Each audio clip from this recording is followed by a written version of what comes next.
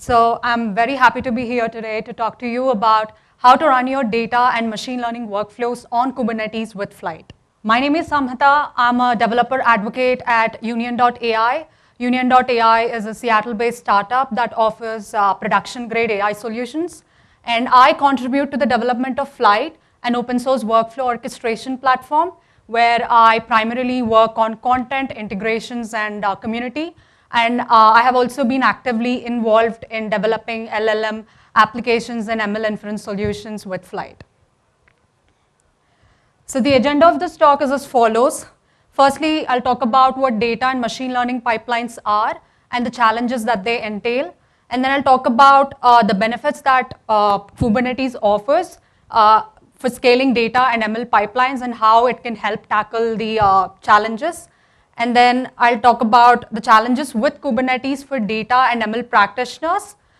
Next, I will explore how Flyte helps tackle these challenges by diving into its core features and distinctive features. And then I'll talk about, I'll do a step-by-step code walkthrough to help you understand how workflows can be orchestrated with Flyte. And finally, I'll talk about why you might want to consider Flyte and how you can get started with using Flyte. So firstly, what are data and machine learning pipelines? Data and ML pipelines, they are a series of interconnected steps or processes that help automate and streamline the flow of data and ML tasks. For example, consider you want to fine-tune a large language model. Now the first step involves downloading your data set, preparing your data set, and that can get compute intensive if your data set is huge. And then the next step is you want to store the data somewhere, preferably in a database or a Hugging Face data set. And then you start fine-tuning your large language model using that data. And finally, you might want to deploy it somewhere to generate predictions. Now, all these steps constitute a pipeline, and in this case, it's called the ML pipeline. Now, what are the challenges that one typically encounters with data and ML pipelines? Let's look at that. I just want to give a quick heads up that I'll be using the terms pipelines and workflows interchangeably. Next, challenge number one, build any data workflow that fits your needs. Now, your data workflows need to adapt to your requirements. You may start off by building simple workflows, but what if you want to scale them? Will the existing platform work, or should you spend more resources so that your platform supports your workflows? For example, consider you build a simple extract, transform, load pipeline. Now you iterate on it regularly, it's working all good. Now consider the scenario where you want to scale it to say like 5,000 workflows. Your platform should be able to handle that kind of workload seamlessly. Now this is an important challenge to tackle because you don't want to break your system when you want to run your workflows at scale. Challenge number two, the modern data experience. It's essential that your platform or solution enables you to work with multiple tools. It's also quite beneficial if multiple teams can work together in a decentralized fashion on a centralized infrastructure platform. Now that helps establish a single source of truth. It's easier to manage, debug, and whatnot. Now in this case, containerization of every task that's specified in the image can be useful as it can help ensure multi-tenancy and environment isolation. Now let's look at the challenges of ML. Challenge number one, ML tooling space is constantly and rapidly evolving. Now it's hard to keep up and decide what point solutions you need to effectively build and deploy models. It's quite difficult to just bring a set of tools, build your pipelines, and deploy them. There has to exist some sort of infrastructure to streamline this whole process. Challenge number two, developing models can be time-consuming, wasteful, and inefficient. Now, it's easy to fall into the practice of ad hoc, untracked experiments which could leave a trail of unversioned, non-reproducible artifacts. Now, this can lead to inefficiency because we are not keeping a track of our experiments, meaning the experiments would be non-reproducible. Challenge number three, ML data infrastructure doesn't scale well across teams. Now, if team A updates a critical shared pipeline, team B probably doesn't know about it and it would cause breakages in their downstream pipelines. Now, there has to exist some sort of an up-to-date pipeline shareability between the teams. Challenge number 4, Complex ML workflows often require a dedicated infrastructure team due to the unique requirements of building models. Now, infrastructure plays a key role in ML orchestration. More often than not, ML orchestration requires setting up and tinkering with infrastructure. And that isn't easy, especially for data scientists and ML practitioners, because they tend to focus more on building models but not setting up platforms. Now let's look at a couple of infrastructure concerns that I've highlighted over here. First, provisioning CPU, GPU, and memory. Now, provisioning resources for ML workflows requires dedicated infrastructure team due to the multiple unique requirements. Consider an example where you have a workflow. The first step is where you're fetching your data, you're pre-processing your data, and the second step is where you're training your model. Now, the first step doesn't usually require a GPU, whereas the second one might require a GPU. So you should be able to allocate different resources to your tasks in a single workflow. And then framework independence. Your workflows aren't typically tied to a handful of frameworks. You should be able to play around with multiple tools in a single workflow. Next, multi-tenancy. It's the ability to accommodate a team of people who might comprise, data scientists, data engineers, ML practitioners, and so on. Next, order scaling. ML development starts small and then it scales quickly through rapid iteration, and it has a high probability of leaving undocumented and non-reproducible artifacts. Next, efficiency. ML workflows can be quite expensive. It's important that you cache the outputs whenever there's a possibility to avoid rerunning executions when there are unchanged assumptions. Now, model checkpoints. So checkpointing can also be beneficial because training is expensive and you ought to be able to retrieve or restore your workflow until a certain point in time. Next, spot instances. AWS spot instances or GCP preemptible instances help reduce the cost incurred that you might otherwise have to pay in case of reserved instances. Now, this is turning out to be a pretty useful feature for ML model training because, again, ML is expensive in terms of the compute that it requires. Next, versioning. Versioning your data and models is critical, in the absence of which you'll arrive at non-reproducible artifacts, as I've mentioned before. Now, Git version control doesn't apply in this case because besides the execution and data, you also need to version your code. Yeah. And then parallelism. Parallelism can speed up ML executions to a great extent. If you trigger, say, 10 workflows simultaneously, and if none are dependent on each other, then it's a waste of resources to run them sequentially. So the point I want to bring home is infrastructure is a key component of ML workflows. So Kubernetes comes to the rescue to handle all of our infrastructure concerns. Let's look at the benefits that Kubernetes offers with respect to data and ML pipelines. Kubernetes ensures guaranteed scalability. Scalability is achieved through automatic scaling, enabling Kubernetes to spin up additional resources to handle increased workloads. Now consider the case where you initially ran your Spark workflow on about 100 rows, and now you want to run it on about 1 million rows. Your system should be able to handle that. Next, Kubernetes ensures guaranteed reproducibility. Reproducibility is ensured through containerizing the code, which allows for consistent and repeatable execution of pipelines. You should be able to reproduce the results that were generated before, given the inputs and other related configuration remains the same. And this is possible with containerization. Single point of failures can lead to the entire system failing, which is undesirable. And Kubernetes' self-healing capability ensures pipelines continue running even in the face of node failures or network disruptions. Next, Kubernetes automatically provisions and fits containers onto nodes for the best use of resources, resulting in cost savings. Now, you don't want to schedule a simple workload on an expensive instance because that could result in your cost blowing up. Now, Kubernetes allows you to define resource requirements and limits for your workloads. So by specifying the appropriate requests and limits, Kubernetes can effectively manage resource allocation, ensuring that simple workloads are scheduled on the right instances with sufficient capacity. And next, Kubernetes' load balancing distributes traffic across multiple nodes, preventing bottlenecks and ensuring stable deployments. For example, it helps prevent single point of failures.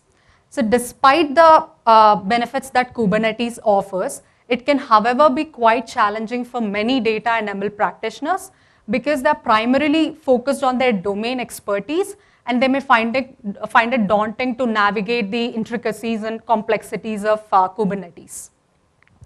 So now let's look at the challenges associated with adopting Kubernetes. Kubernetes has a learning curve requiring data and ML practitioners to gain knowledge about its concepts, architecture, and management. Now, Kubernetes involves understanding various concepts like pods, deployments, ingresses, and so on. And it often requires investing a whole lot of time and effort. Setting up and managing a Kubernetes cluster can be complex, especially for practitioners who are not familiar with containerization and orchestration technologies. Now, I think it is unreasonable to expect data and ML practitioners to know about Kubernetes and infrastructure because it requires a different set of skills from what they are typically accustomed to. Integrating Kubernetes with existing data and ML tools, frameworks, and pipelines may require additional effort and adaptation.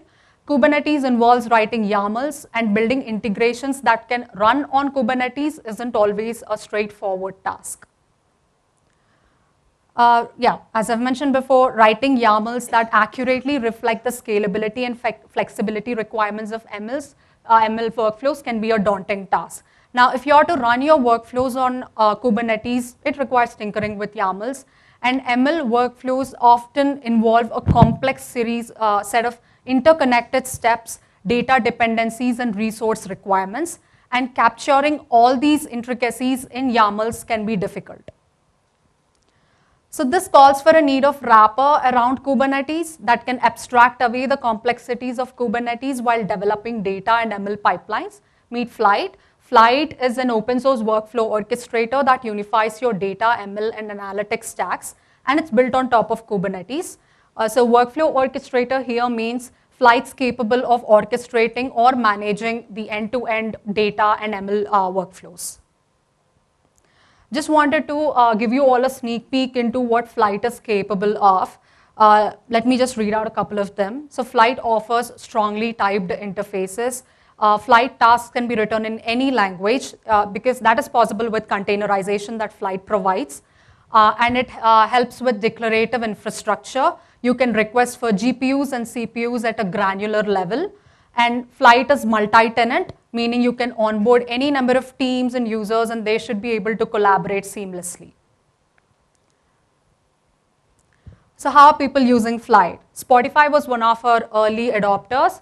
Their use case is end-to-end profit and loss financial forecasting, and Flyte's impact is it increases velocity to deliver models, breaks down silos between teams, and there's also Blackshark.ai. Their use case is digital 3D mapping of the world, and Flyte's impact is it enables processing 2.5 petabytes of data, and it also unlocks multi-cloud provider capabilities. Now let's look at the Flyte core concepts. So task is the smallest unit of Flyte, and every task is strongly typed, its version, it's language independent, and it's containerized.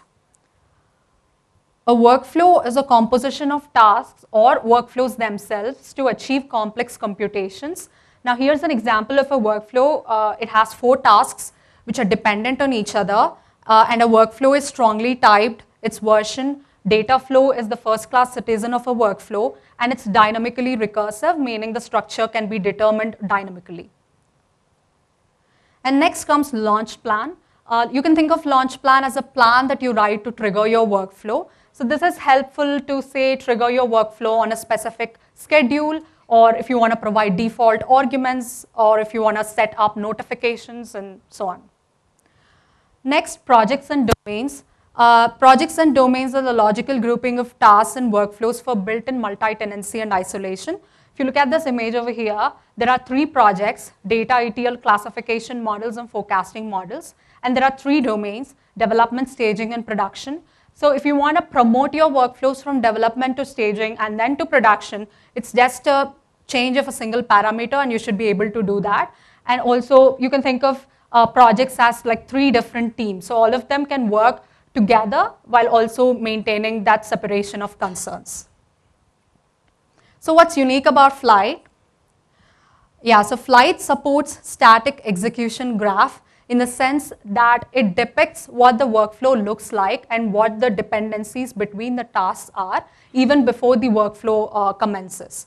And Flyte enforces a strict type system to ensure that data validation happens at every step of the workflow. Now, this is essential to toss out abrupt data failures, which are indeed harder to capture later on. And Flyte is language and framework independent. So Flyte supports Python, Java, Scala, but you can also execute arbitrary languages. And also you can use backend plugins, which we call as Flyte agents, to integrate with your existing stack, for example, Spark, SageMaker, RAID, Dask, and so on. And declarative infrastructure, Flyte declaratively provisions ephemeral clusters, CPU, GPU, and memory resources, so you don't have to. I just want to double click on the word ephemeral here because the spin up and the teardown of the cluster is automatically handled by Flyte, and this simplifies the whole developer experience because it's extremely easy to get started. Now, if you look at the top, there's a Spark task. So when you trigger this workflow on the Flyte backend, what happens is Flyte automatically spins up a cluster, and it also tears it down after the execution is done. So you need not worry about that. Next comes abstracted data persistence. You don't have to worry about how your data is serialized or deserialized as your execution graph runs.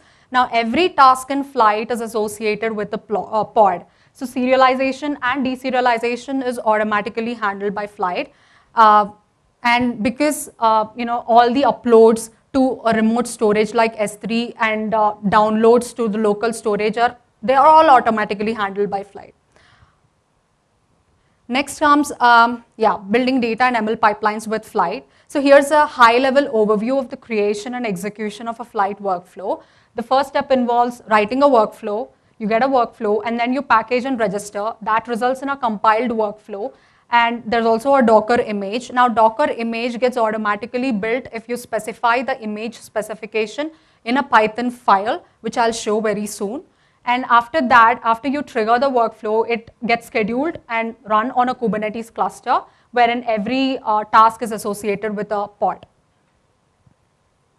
Now let's look at an example ML workflow. We'll be using the Palmer Penguins dataset for our ML workflow. So the first step involves installing the FlyteKit library. Now FlyteKit is the Flyte's Python SDK. And then import your toolkit. So you just have to import all the dependencies that you want to use in your workflow. And then comes define the tasks. Here there are 4 tasks. The first one is where you get the data. The second one is split the data into train and test subsets. The third one is where you train your model. Here it's a logistic regression model. And the fourth one is evaluating the model. So if you look at these tasks, all of these are Python functions. And you just have to decorate them with tasks, and that can be imported from the FlyteKit library. So now these are Flyte tasks. And then the next step is writing a workflow wherein you define the dependencies between the tasks. So after you get the data, you need to split the data. So there's a dependency over there. And after you split the data, you have to train the model and then evaluate the model. And then that's it for the code. And say you want to build a Docker image wherein you have some dependencies that you want to capture. You can use image specs, so that can be imported from FlyteKit as well.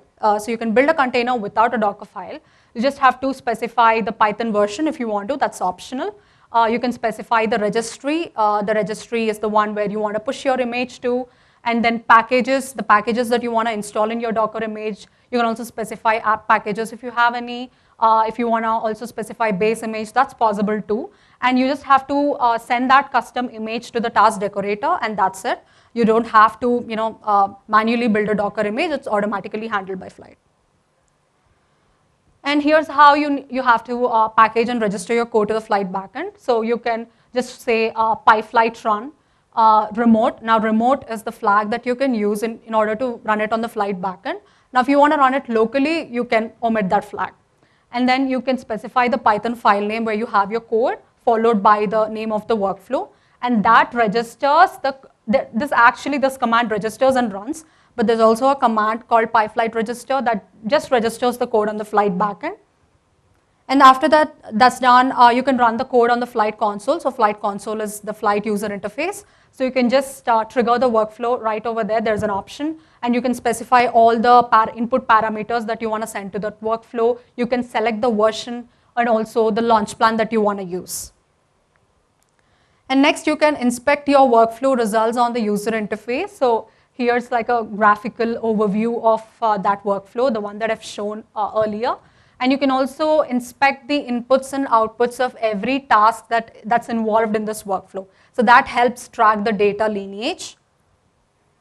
And you can schedule your workflows with launch plans. So say I want to run this workflow on an hourly cadence. So that's possible. I just have to say cron schedule hourly.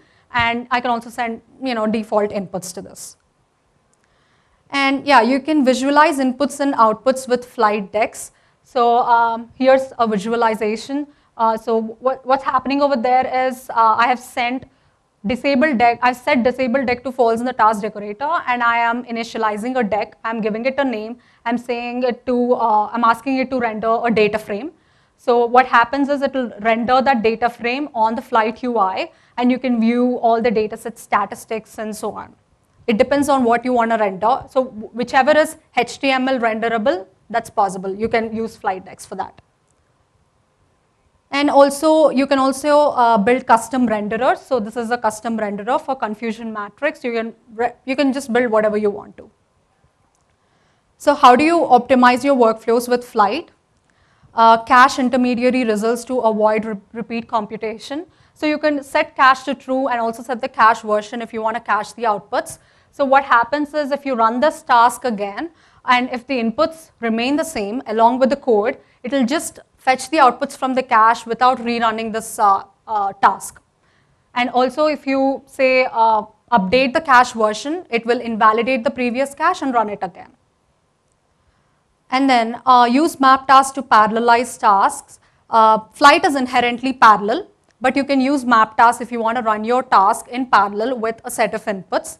So here's an example. Map task, give it a task name, set the concurrency, and also send some input arguments to it. Provision ephemeral distributed computing framework. So here's an example of a Spark task. I'm just setting the Spark config over there. I'm setting Spark driver memory, executor instances, driver nodes, and that's it. If you just trigger this code on Flyte, it will spin up a Spark cluster, run the code on it, and tear it down. And Flyte also supports Ray and Dask. And also, Flyte provides the flexibility to specify a custom pod template for specific tasks. Now, this feature allows you to have finer control over your pod configuration, tailoring it to meet your specific requirements. Provision the GPUs, CPUs, and memory needed for your ML workloads. So here's an example of a distributed Kubeflow PyTorch task. This is helpful to run distributed ML training. You just have to set task config to PyTorch. Now PyTorch is an integration, and then set the number of workers. So here it's 2. So this will run distributed training on 2 workers. And yeah, Flyte also supports Kubeflow, TensorFlow, MPI, and Horrorword. And recently we have also added support for PyTorch Elastic training. So distributed ML training works off the shelf, works out of the box without the need to set up anything specifically in Flyte. In a nutshell, here's what's Flyte capable of. So Flyte's a general orchestration engine that can orchestrate any kind of workflow, right from data collection to cleaning it, to preparing, to feature engineering, to building models on top of it and storing them. Flyte can be used throughout the model development lifecycle. And plugins such as Ray, Dask, Spark are all supported, and you can use them seamlessly with Flyte to build your workflows. And Flyte's built on top of Kubernetes, so it can be thought of as an abstraction layer that facilitates your interactions with the lower level stack. Now scalability henceforth is the low-hanging fruit of Flyte, and Flyte can be easily extended, and you should be able to integrate Flyte with the tools that you love. And Flyte enables decentralized development of workflows on a centralized infrastructure platform. So how you can use Flyte? In order to get started with Flyte, you can follow our Getting Started guide. You can join us on Slack, and you can see the code on our GitHub. I also wanted to mention Union Cloud. So Union Cloud lets you leverage Flyte without worrying about the infrastructure constraints and setup. And it uses Flyte underneath. So it's basically the managed version of Flyte. So if you wish to avoid the hassle of establishing and maintaining the Flyte infrastructure, Union Cloud is a viable option. And yeah, to get started with Flyte, try it on our sandbox or simply pip install FlyteKit and PyFlyte init.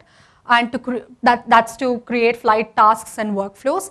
And feel free to reach out to me on Twitter in case you have any questions or if you want to talk about Flyte, data, ML, and everything in between. So here's the command that I've talked about earlier, PyFlyte register, the Python file name, and the version. I'm also specifying the version. And here's an example of the Spark code. So here I'm specifying the image spec and also the registry. In this case, I'm not specifying any additional dependencies because the Spark image is already built, so it'll just pull the image and use it. You need not do anything with that. And then I'm specifying the task configuration, limits. I'm sending the image over here. This is the task. This is a simple map reduce operation. And this is the second task that's dependent on the first task. And here's the workflow. Now I can trigger this. So under the hood, what happens is it will fetch the image that has already been built. So here, since I have, okay, yeah, now it's registering. Yeah, so it has now registered the code on the Flyte backend, and it has also fetched the image that was already, available. Now let me just go to the browser. Yeah, so let me refresh the page. So here's how the dashboard looks like. Since I've already registered 5 versions, they are all available. Now V6 will appear. This is taking some time, right?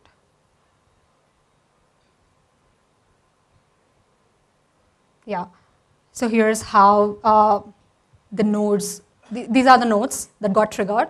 This is the graph view and this is the timeline. You can also look at the, what's happening inside the execution. So say the task setup took about 7.3 seconds and task runtime took about 29.02 seconds and so on. So here's like a detailed overview, and in order to launch, you just can say launch workflow and specify all your parameters. You can also, send some advanced option if you want to. And yeah, that's it. Thank you very much. Can I use a cache that is an output of the transform workflow be used without querying back into the database and everything within the training workflow? It's actually tied to a task. So say you want to use that task in a different workflow, that's possible. It will return the cached outputs. Is that what you're asking? Or no, I got it. Yeah. Thanks. Okay.